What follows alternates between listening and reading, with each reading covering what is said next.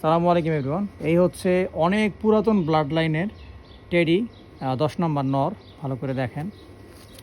তো আমি টরে শখ করা আপনাদের চোখের শখ করে নর দেখেন। আগের পুরাতন কবুতর চোখ কেমন হয়ে থাকে।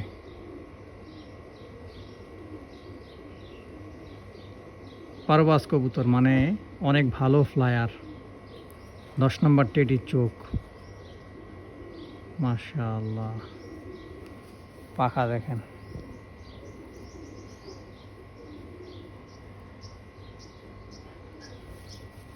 খুব সুন্দর একটা বার্ড।